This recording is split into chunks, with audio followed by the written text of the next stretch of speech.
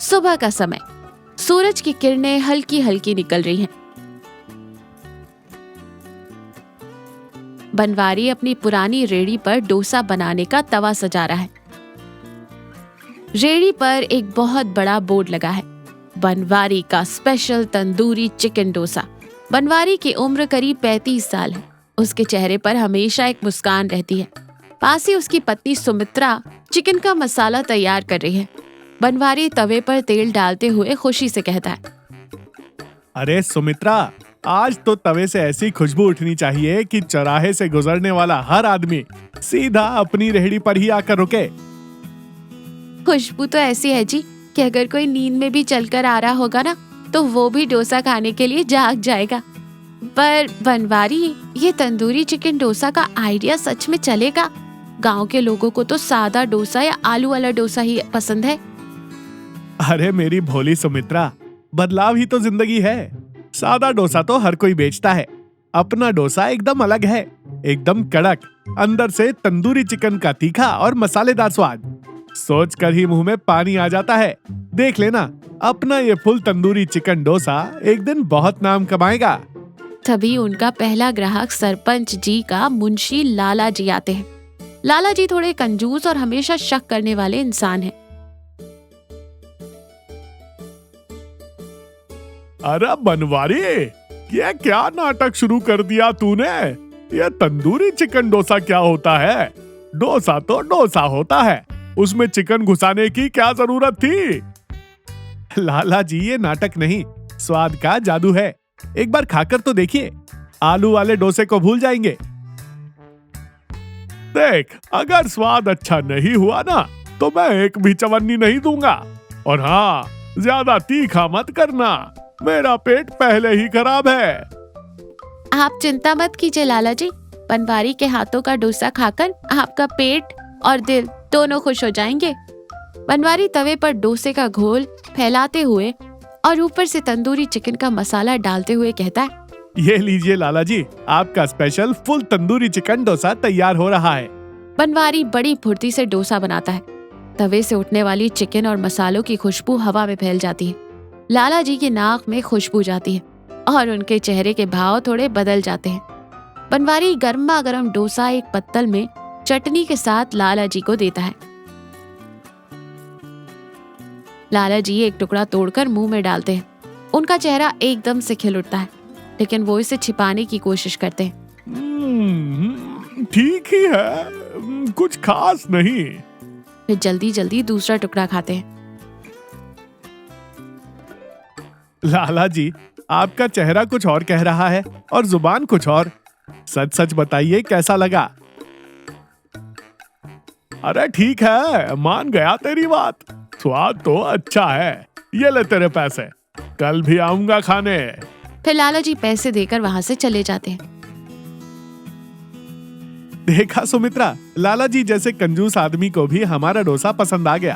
अब तो अपनी दुकान चल पड़ी समझो। कुछ दिनों बाद बनवारी की रेड़ी पर अच्छी खासी भीड़ है। लोग तंदूरी चिकन डोसा खाने के लिए लाइन में खड़े हैं। बनवारी और सुमित्रा दोनों बिजी हैं। तभी वहां गांव का एक नौजवान मिथिलेश आता है। मिथिलेश थोड़ा घमंडी है और हमेशा दूसरों की कमियां निकालता है। मिथिलेश भीड़ को देखकर ताना मारते हुए कहता है, अरे वाह बनवारी भैया, क्या बात है। ये अजीब सा डोसा बेचकर तो तुमने पूरा चौराहा ही जाम कर दिया। अजीब नहीं मिथिलेश बाबू, ये स्वाद का जादू है। आप भी एक बार खाकर देखिए, उंगलियां चाटते रह जाएंगे। मुझे नहीं खाना तुम्हारा ये चिकन वाला डोसा। मैं तो शहर जाकर पिज्जा और बर्गर खाता हूँ। ये गांव वालों को क्या पता असली स्वाद क्या होता है। शहर का खाना अपनी जगह है मिथिलेश भैया, पर बनवारी के हाथ के डोसे में जो प्यार और मेहनत है, वो आपको किसी पिज्जा में नहीं मिलेगी। प्यार और मेहनत से पेट नहीं भरता भाभी जी। अगर इतना ही अच्छा है तुम्हारा डोसा, तो शर्त लगा लो, अगर मुझे पसंद नहीं आया तो मैं पूरी भीड़ के सामने कहूंगा कि बनवारी का डोसा बेकार है, और अगर पसंद आ गया तुम्हें 100 रुपए इनाम दूंगा। ठीक है मिथिलेश बाबू, शर्त मंजूर है। सुमित्रा, मिथिलेश बाबू के लिए एक special full tandoori chicken dosa बनाओ। ऐसा डोसा कि इनका शहर का स्वाद भी फीका पड़ जाए। सुमित्रा बहुत ध्यान से एक बेहतरीन डोसा तैयार करती है।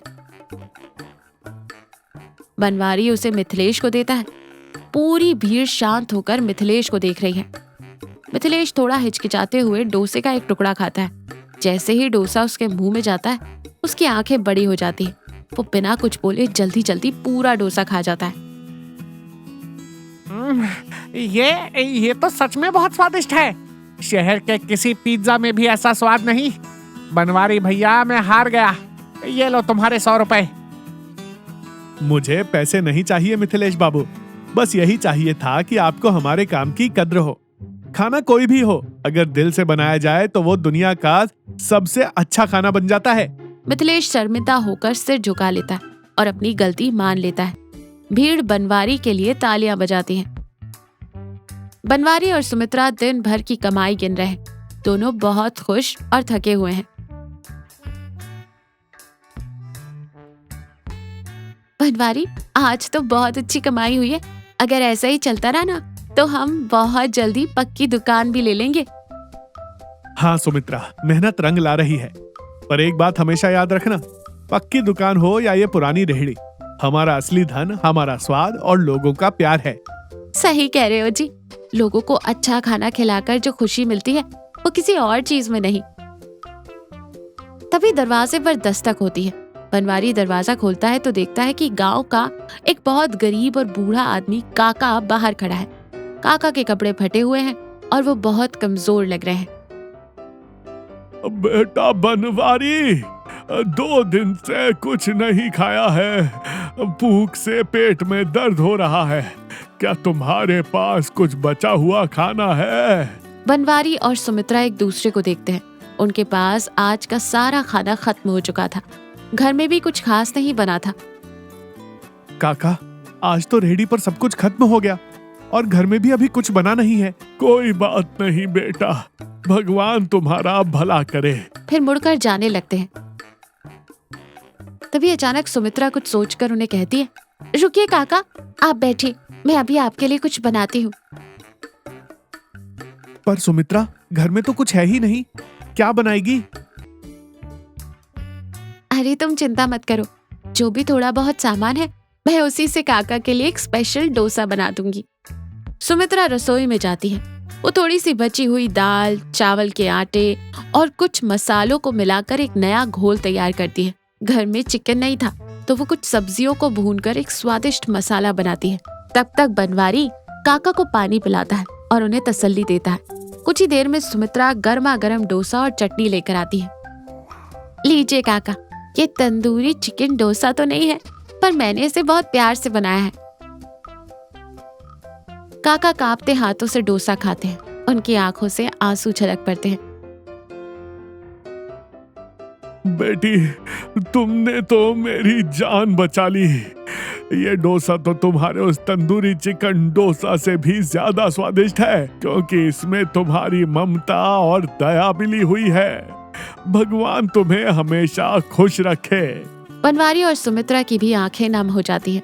उन्हें एहसास होता है कि असली खुशी पैसे कमाने में नहीं, बल्कि किसी जरूरतमंद की मदद करने में है। अगली सुबह बनवारी और सुमित्रा अपना काम शुरू कर रहे हैं। आज बनवारी के चेहरे पर एक अलग ही सुकून है।